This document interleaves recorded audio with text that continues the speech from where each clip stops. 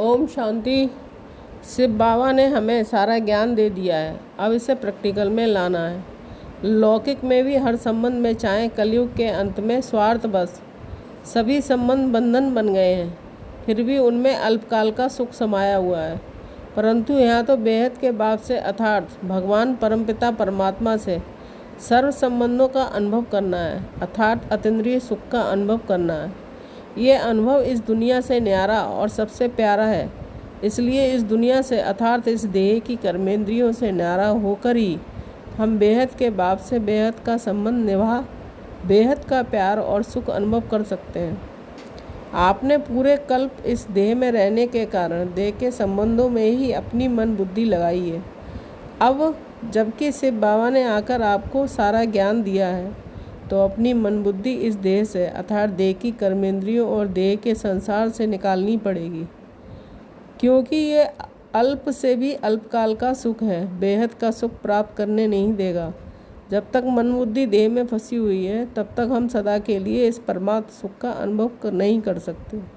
इसलिए बाबा बार बार कहता है कि बच्चे न्यारे बनो, क्योंकि ये कुछ ही समय का न्यारापन बाप का प्यारा बना देगा और साथ ही साथ आप अपने पूरे कल्प का ऊंचा भाग भी बना लेते हो। फिर तो ये पुरानी दुनिया का त्याग नहीं, बल्कि अपना ऊंचा भाग बनाने की युक्ति है।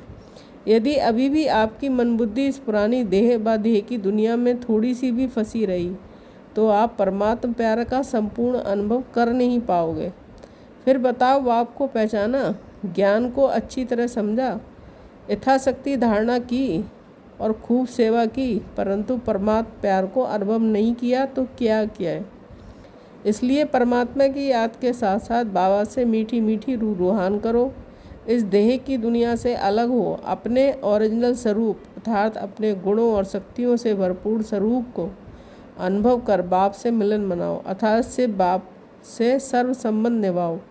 जब संबंधों का थोड़ा भी अनुभव होना शुरू होगा, तो जल्दी ही बाप समान बन जाओगे। इसलिए हर पल बाप को संग रखो, उनसे प्रेम भरी मीठी मीठी रूहान करो, अर्थात परमात्मा के साथ का अनुभव करो। परमात्मा के साथ का अनुभव बहुत मीठा और बहुत प्यारा है। बस इसके लिए इस देह में रहते हुए भी इससे अपनी मन बुद्धि निकालते जाओ, क्योंकि इस दुनिया में किसी भी तरह की प्राप्ति नहीं रही। इस दुनिया से संबंधित हर प्यार के पीछे दुख समाया हुआ है। ये दुख बढ़े इससे पहले इससे निकल परमात्मा प्यार में समा जाओ। ये समय कल्प में केवल एक ही बार मिलता है, जिससे प्राप्तियां अपरम अपार हैं। बस बच्चे, अब अपने संकल्पों और समूह को सफल करो। देखो, रात से दिन होने में केवल 1 सेकंड ही लगता है।